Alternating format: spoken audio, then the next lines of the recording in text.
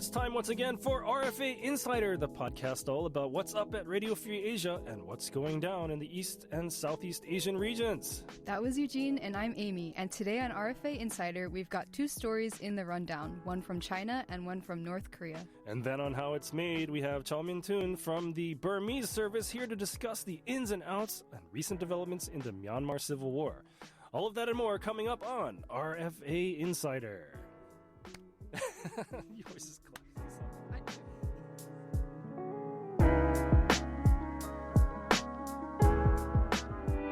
You're listening to the RFA Insider podcast, made by two real-life staffers at Radio Free Asia. If you'd like to send us feedback, there are many ways you can do this. You can send us an email at insider@rfa.org. You can comment on our webpage at rfa.org/English/insider. Just click on the episode you're listening to and write your comment below. Or you can send us a tweet at RFA Insider or visit us in person. No, don't visit us in person. Right, don't visit us in person. But anyway, we really want to hear from you. So tune in every other Friday and we'll take you behind the scenes. And tell you what the news really means here at RFA Insider.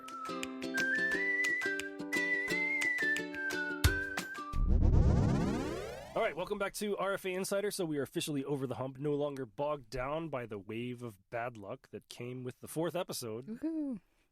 So now we're in episode 5. Yes. So happy 5th episode milestone or 10-week anniversary, Amy. 10 weeks. So if our podcast was a baby, it would be kicking us and punching us at this point. But if it was a fetus, it would be growing toenails. So kudos to us developmentally. And if it were a loaf of bread, it'd be shades of green and black and maybe orange. Yum. Yum.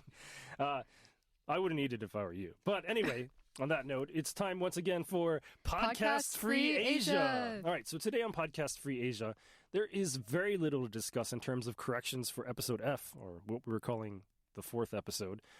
However, when we were discussing North Korea and its restrictions against capitalist behaviors, I slightly misspoke. So let's have a listen. I thought it would be more, I guess, relationship-based, or like no PDA, no like matchy-matchy couple outfits. Oh, yeah. I don't think people would get punished for that because everybody's supposed to be wearing the same thing anyway, right? Fair enough, yeah. All right, so the way it came out, it could be taken to mean that the government makes everyone wear the same clothes, but that's not the case. What I should have said is that the matchy-matchy outfits wouldn't be cracked down on as long as the people wearing them are adhering to clothing restrictions. So like wearing the same kind of jeans and the same t-shirt, that definitely would be cracked down on because of the jeans and the t-shirt, not because they match. But if people were wearing the same white button-down shirt, along with the same kind of Kim Il-sung or Kim Jong-il pin, and perhaps the same shade of slacks or shirts, it would probably be okay. But wearing clothes like that probably wouldn't draw much attention to people in the first place. Yeah, thank you for the correction. On that note, it is now time for the rundown. The rundown. All right, so our first rundown story comes from China, where dramas are being pulled for having too much, drama. Wait, dramas are being pulled for having too much drama? A certain Isn't that type the point? of drama. So Okay. You'll see. So I'll start with a question for you, Eugene. Mm-hmm. Assuming you've had a really long day in the office and it's finally time to leave, right? So you're getting on the bus or the train and you're putting your earpods in. So what are you watching or listening to? So when I started working at Radio Free Asia, I was living at my brother's house in Columbia, Maryland, and I took the commuter bus home every day. And that was like over an hour, and it kind of sucked. Yeah, it's quite a trek. Yeah. But so back then, I would just queue up the latest episode of whatever show I was binge watching at the time. So I think back then I was rewatching earlier seasons of Game of Thrones because this was before the 7th season or the final season was out. Interesting. So you're not into like the mind-numbing content. You're more into just jumping straight into your Well, maybe. I mean, hobbies. there is mind-numbing content if you're referring to like YouTube shorts and things like that. Yeah, sometimes you can go down the rabbit hole with that, and I've been guilty of that before, but... So in China, more and more young people are turning to microdramas, which are these original shows that you can watch on short video platforms like Douyin, which is the Chinese TikTok, or Kuaishou. Wait, the Chinese TikTok? Isn't TikTok Chinese? Yes, it's the Chinese TikTok platform. Oh, it's the same company, but in China it's not called Yes. TikTok. It's called, okay, I see. So for these microdramas, each episode is only a few minutes long, maybe like 3 or 4 minutes. And Interesting. the drama itself is maybe like 15 episodes. So it's like you can experience all the like highs and lows, like the emotional roller coaster of a drama without sinking too much time into it. Okay. Are they made by professional studios with like professional actors, or is it just content that random creators? Yes, so they're actually professionally produced, Oh, usually wow. by, you could think of them some of them almost are like very highly produced advertisements, right? By like cosmetics companies. Okay. So they'll hire like very unknown actors like starting out. Okay, so a lot of product placement and that kind of thing? Yeah, yeah. Have you seen any of them? No, I haven't. I Oh, hadn't okay. heard of this until actually this article came out. That's interesting. So the other factor to note is that the majority of microdrama watchers are females. Mm. So recently, censors at Douyin and Kuaishou deleted more than 700 videos of microdramas. 700. Yeah, think of all the dramas this probably wiped out. That's if I was an actor in one of those and that's my reel, I would be pretty angry about that. The reason these microdramas were censored was because that they featured too much familial conflict. Oh. So to give you a better idea, some of the censored titles included "My Husband is a Mommy's Boy" and "In the Doghouse with Mother-in-Law." So you can see that they're targeting, or that authorities are worried that these sort of microdramas will put young women off of starting a family. It's like highlighting the tensions and like drama within family life. Yep. Right. So I don't know about that though. Like would that really put you off making a family? I mean, like a lot of times people will watch these kinds of things to kind of escape from their lives and yes. I guess maybe the danger of making these main characters too relatable. Or like maybe see yourself going through their troubles. So the authorities were worried that they were quote unquote promoting unhealthy and non-mainstream views of family, marriage, and love. So for some background, China changed its family planning policy in 2021 to allow for 3 children. Okay, so this is like, well, the one-child policy ended in 2015. So at that time, it was 2 children, and then it became 3 in 2020. But I don't think most people are curious because a lot of people aren't having kids in China, which is the problem here. Yeah, across all of East Asia, actually. Right. So the country's birth rate has fallen drastically over the past few years, but even the marriage rate is plummeting by a lot. There was a Weibo poll that was conducted among users, and 60% of respondents said that they were currently prioritizing work, education, or buying property over marriage. So RFA talked to a current affairs commentator, and he said that the Chinese government would prefer that online content exudes positive energy, good vibes, for the country's future. So that kind of reminded me, do you know Li Ziqi? I do not know that person. No. So she's a very famous Chinese vlogger from a few years back, and she lives in rural China, and she does these like beautiful pastoral fantasy videos, almost like ASMR because she doesn't talk, but she'll be like going into the mountains to harvest wild potatoes or like cooking up chicken in her old-fashioned stove for her and her grandmother. So it would be like something you could watch in the background and just relax? Yes. Okay. Yeah. That's cool. And her videos were very popular because it was also, I guess, a form of escapism for these like very burnt out office workers who are like kind of dreaming of like, oh, I just want to go back to the countryside and like live a simpler life. Right. So yeah, while her content is more positive and like certainly more peaceful than "My Husband is a Mommy's Boy" type dramas. What does that even mean? I'm sorry.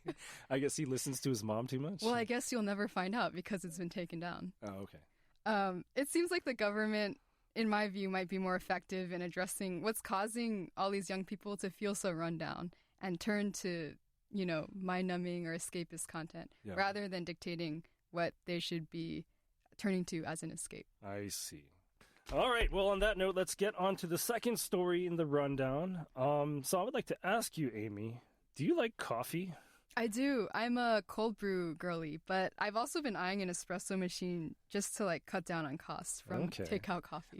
What's the difference between cold brew and iced coffee, actually? I don't know the difference. I think iced coffee is brewed with hot water. Yeah. And then put on ice. Right. But cold brew is where you just shake up the grounds with cold water and let it sit for like a day. That seems like a very long process. Yeah. But they taste the same, essentially. No, I guess to purists they don't. Yeah. I'm just uninitiated and I don't know. But actually, you say you want an espresso machine, but I have to tell you, it's all about the hand drip. I do have a hand grinder, so I'm already halfway there. So I'm pretty addicted to coffee myself, and I drink at least a cup a day, unless I'm sick. like I am right now. But the coffee has long been derided as a capitalist extravagance in North Korea. And do you have any ideas on why this view exists? My first guess was that Korea is more of like a tea drinking country traditionally, so coffee would have to be imported. Okay. And it would be like a more expensive option for caffeine. And also maybe it's being imported from capitalist countries. Okay, that's a very good guess. But actually the reason is because it's intimately tied to global trade, where the rich countries of the global north purchase the blood and sweat and tears of the workers who grow the coffee in the global south, to the point that the coffee demand and prices have significant effects on the economy of these poorer countries, and a failed crop or sudden drop or rise in prices can spell disaster for them. All right, so fair trade coffee, would that change their opinion? Maybe. Okay. Yeah. Additionally, the coffee products out there are so diverse that there is more premium types of certain coffee drinks as well as the more utilitarian ones like instant coffee. I see. So if you're drinking like latte or something, that's high class. Mm-hmm. Whereas if you do like the little instant coffee pouch, that's supposedly just utilitarian, right? Gotcha. And so that promotes classism. So those are two reasons. Furthermore, I guess the coffee is popular in South Korea, so they see it as a South Korean drink. Yeah, maybe. But in North Korea, things are different now, and the title of the article I'm presenting is Coffee. It's not just for capitalists anymore. So coffee culture is spreading among the North Korean elites these days. And just a short while ago, coffee was only available in places like hotels and restaurants that cater to foreign tourists. But now it's everywhere, with coffee houses springing up in Pyongyang and other cities. But it's also so costly that only the wealthy can afford it. Interesting. Do you know how much coffee is in North Korea? I think in the story we said it was like $5 a cup for foreign people, but for Koreans it was like around 83 cents, something like that. And that's in a coffee house in Pyongyang. Gotcha. So the reason why this is spreading is because, according to sources, people are learning about coffee from South Korean dramas and movies, which people watch illegally. Another wrinkle of the story is that coffee is replacing cigarettes as the commodity used to bribe officials. Huh.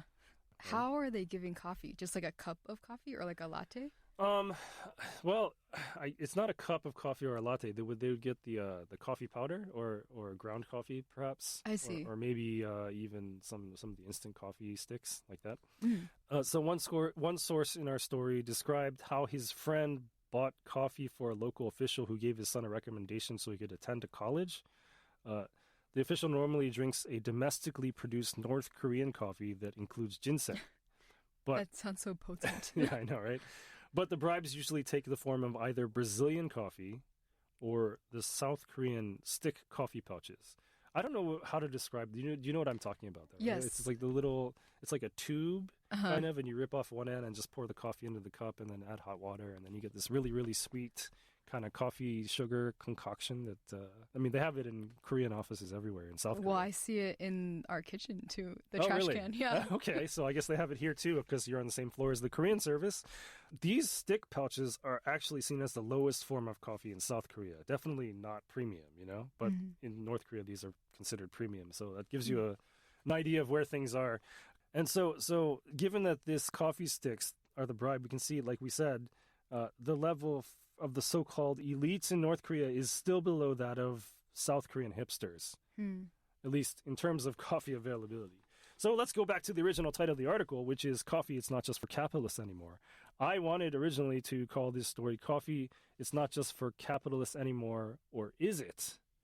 Because it appears that the coffee culture is spreading in the North through the elites, through the illegal consumption of South Korean media, and through bribery. And so I would argue that it is being spread through North Korea as North Korea becomes more and more capitalist. Touché. That's all for the rundown. So next up on RFA Insider, how it's made.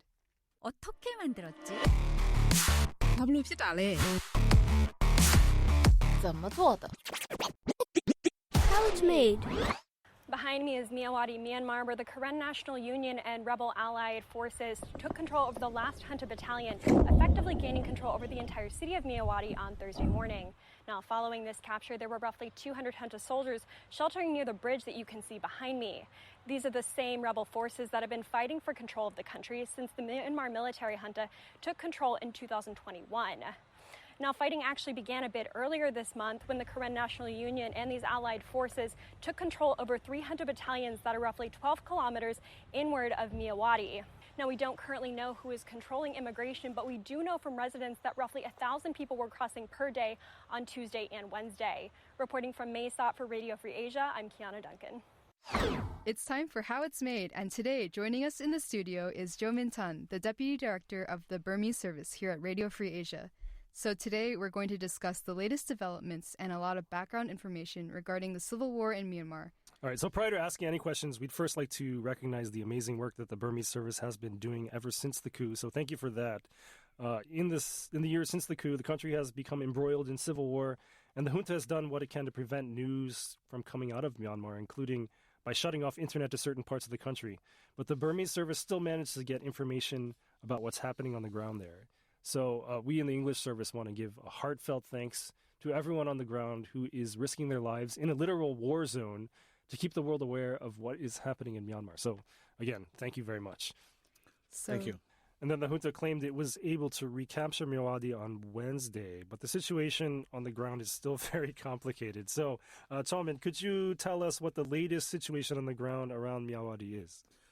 Myawaddy right now is relatively quiet and no fighting at all. And it seemed like the big Kyaw was occupied by the ethnic Karen groups who is previously aligned with the military junta, and now they say they are independent. The Thug group is taking control of the city.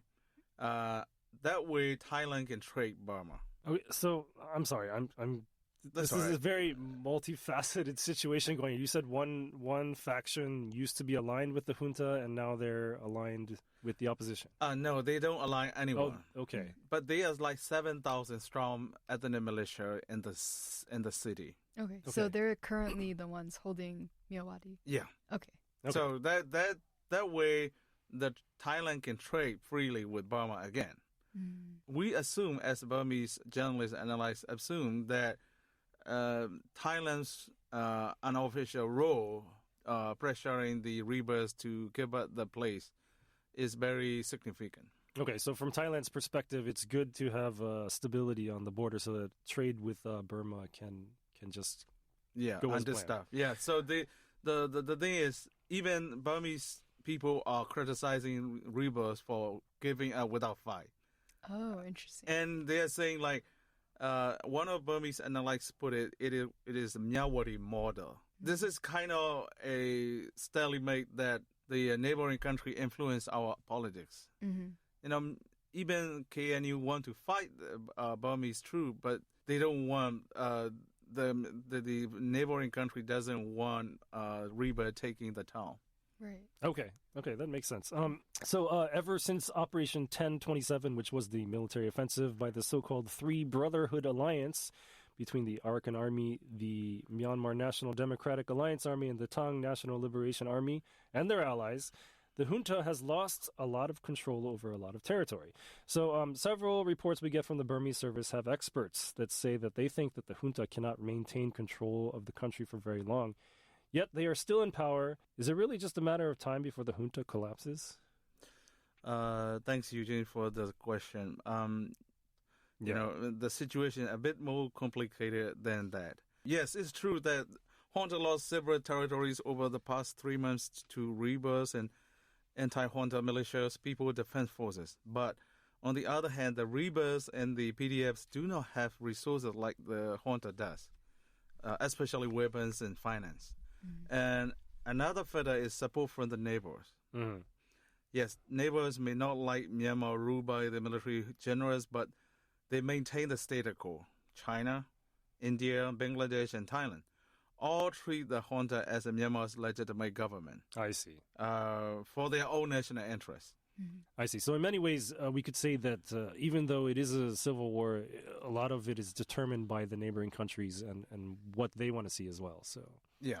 Okay, so I notice whenever we do a lot of Myanmar stories, there's a lot of acronyms in there, like or abbreviations. So you mentioned the PDFs. Those are, of course, the People's Defense Forces, which are people that are opposed to the junta who decided to form their own militias And not all of the PDFs are necessarily connected to each other, right? They're No. very local organizations. And So- you used another abbreviation there. NUG is, of course, the shadow government of Myanmar, which is the National Unity Government. And that is made up of people who were ousted in the coup and their allies. Yes. Yes, okay. Yes, there's a lot of acronyms. Yeah. Yes, because we have the KNU and the KNLA. Yes. We even lost it too. Okay. So, can you give us some context as to why Myawaddy is such an important city to control? Myawaddy is, if I'm not wrong, the largest border trading town along the Thai-Myanmar border, a strategic key outlet for Thailand's business and economy. That's why Thai Prime Minister and the cabinet members were scrambling around the border when there was fighting on the other side. So, not even Burmese top generals are coming to the town, but Thai Prime Minister is trying to visit that town. Why? There's a lot of reason behind that. As far as we know through experts and sources, Thailand does not want Myawaddy under any river control, nor does the Thai business communities. According to recent report, that $1 billion export-import trade conducted through the city annually between the two countries. Oh, wow. Just through that one city. Yeah. If the rebel capture the city, you can imagine that what could happen to the trade.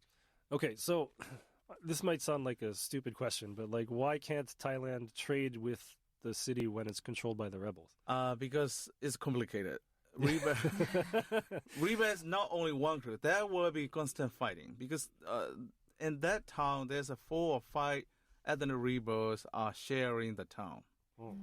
You know, even the gates are like separated. This is War Army. This is BGF Army. This is a military Hunters Army. This is the KNU's Army. So they have that kind of gates who takes the tax or revenue from that trade.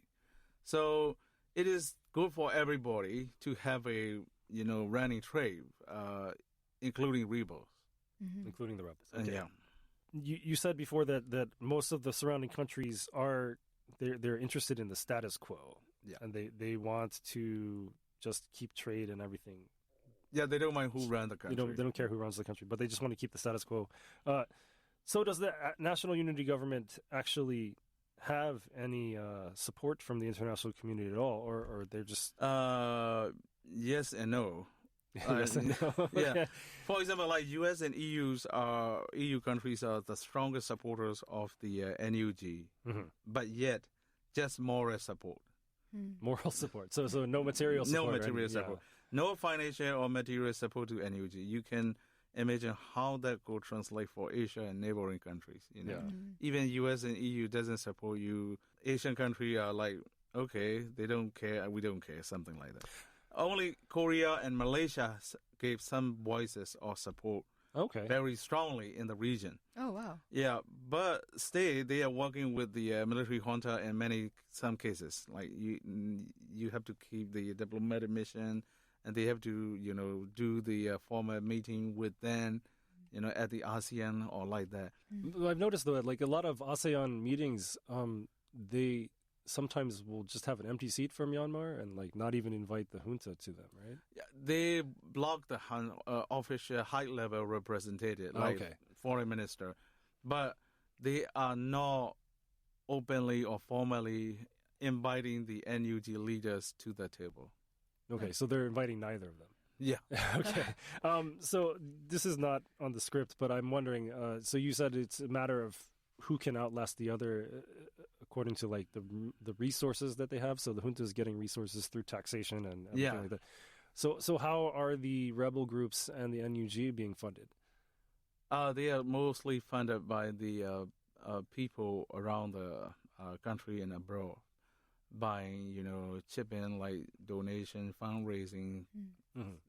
That's it. That's the majority of funding goal. But what about the rebel groups? When they have control over an area, are they able to tax those areas as well? For the ethnic rebels, their own territory, they ran the town, they ran the mines, something like that. Okay. But NUG is different because they don't have the control area yet. Right. In order to establish offices or run administrative, they don't have it. I see. So only ethnic rebels who control territory can do that. I see. Now, that said, we do have people on the ground within Myanmar.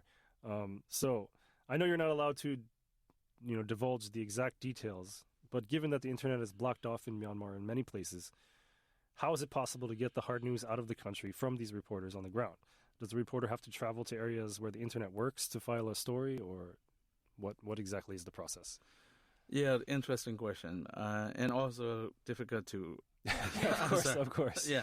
Since internet blockade, the other restriction in late 2021, we only have to rely on our sources via the social media posts and telephone communication. Mm-hmm. And we keep all our reporters and safe in communicable areas like internet availability and telephone connection. Like we were going back to between 2000 and 2010. Telephone and local sources.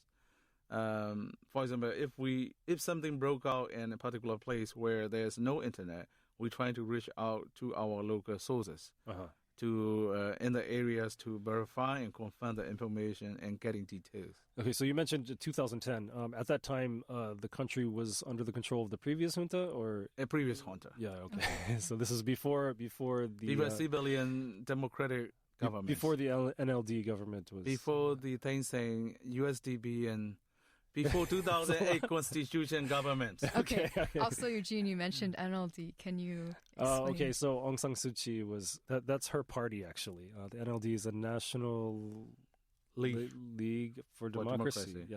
Yeah, National League for Democracy. Sorry. Yeah. Regarding the question, sometimes most activists and former politicians travel to a place where internet is available, telephone is available to communicate us, to send their news. Mm-hmm. We had this happen, and how many people die, how many people killed in our village, and we have to wait for a few months in order to get to the area where internet is available. I see. Like last time, recently we broke out a story of two young men, PDF, the anti-junta militia men, were killed alive by fire. You remember that? I heard about that story. We broke out like 3 months later. 3 months after it occurred. Yeah, it actually happened. So because at that place there's no internet. I see. So these reports focus on the Karen National Liberation Army, and that's a guerrilla army composed of ethnic Karen people. Beyond this, there's also the Chin National Front, the Arakan Army. So how unified are these opposition forces? And when we read news like this, should we assume that they're all acting separately or collectively? They are acting separately and they are loosely aligned. But in general, all the opposition ethnic groups and militias, in general, in my perspective, they all agree that the common enemy against their dreams of democracy and autonomy in Myanmar is no one but the military, Myanmar military. In general, they are fighting the common enemies. That's the only thing they agree right now. So in some ways, it would be like the enemy of my enemy is my friend. Yeah, something like that. I think it's important to also note that a lot of these rebel groups, armed ethnic groups, they have been fighting with the military even before the coup, and even before for decades actually. So you can't just say that the coup happened and then all these forces decided to join up together against the junta. No, these were organizations that were fighting against the military, which was a part of the democratically elected government. And it's complicated because that democratically elected government had to have a certain number of military seats within the National Assembly. And so the government itself was divided because there's a certain political party that is aligned with the military that had to have a certain number of seats on top of that. Mm-hmm. This is a very, very convoluted and complicated situation that you'd have to read a lot of the context to even begin to understand it. So each of these rebel groups or ethnic armed groups are acting in their own interest. Usually that's because they want to be their own entity or to have self-determination. Yeah. Is that correct? Yeah. Okay. So let's hypothesize then. What would happen if the junta is defeated? You'd have the victors, which would be the PDFs and the various ethnic groups, and these are all separate entities. Would it be possible for them to form a unified government, or would they just start to find the differences between themselves and start fighting with each other? I don't think they will fight against each other, but they won't be unifying very easily. But generally, they go far. If the junta was defeated, they could found a unifying government. But still, there's a several area needs to be negotiated or adjusted, such as power sharing and autonomy. Who will get how much and who will be how much control. And also, since this is the country and people who were divided since the British colonial era, 100 years of division, they don't trust each other easily. Mm-hmm. And it's not easy to form a unifying government, but that will take time. Out of curiosity, what is the relationship like between the ethnic armies and the NUG? Is there some level of trust between them? Yeah, so those are loosely, they are discussion with each other and they agree in terms of strategy, but not administratively, just for military purpose. They are loosely aligned. I see. And when they talk about each other, they don't talk against each other. They just talk favorably each other. So the conflict in Myanmar has increasingly spilled out into neighboring countries. So beyond Thailand, more than 300 Myanmar security forces fled into Bangladesh in February to escape from fighting with an ethnic minority army. Do you think these recent situations have eroded neighboring countries' confidence in the military's grip on power? You know, it is interesting that 300 is just returned today. So interesting is that the neighbors are just watching and probably smiling on the sideline. Smiling? Yeah, because the military junta, their forces are very weak. They're morally weak, and they are not really want to fight against each other. They don't like the leadership. That's very obvious. That they don't believe in their cause enough to defend the country. That's why they fled all the time. So the problem is, yes, neighboring country will lose confidence, but still they don't want to be intervenes or interfere your friends' internal affairs. I see. So if they're not willing to intervene, what kind of actions would be necessary to put an end to the civil war if you're someone in the international community? That is the question that everybody's asking and nobody's answering. More aid to the people inside. People are starving and really feeling the pains every day. And then more collective and cohesive pressure to the military junta to make some tangible political concessions, such as releasing political leaders and prisoners, and making room for political space and less room for military engagement. That is the only way. Other way, no. But isn't there some concern that if you talk to the military junta about those things, that you're legitimizing them as the government in some ways? That's most of the opposition think that way, but the other way around is not possible as well. One way is, for the if you say bluntly, you have to say, then you have to aid the opposition with more weapons in order to make. Yeah, other way is not happening because everyone wants zero-sum games in this case because everyone is even in other people's eye. How these small financed, loosely allied civilian militias can defeat that, without any weapons or money. You can't do that. Yeah, you have to actually keep your mind on what the actual situation on the ground is, I guess. So thank you very much for coming to the studio with us today. Thank you for having me. It's still a very confusing situation that's going on, but I think your answers will help a lot of people to understand things. Yeah, hopefully we've made some headway. Hopefully. Yeah. Almost complicated. So for Eugene Huang, I'm Amy Lee, and that just about wraps it up for RFA Insider today.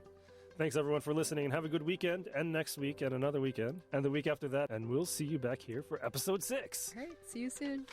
All right. Thank you very much.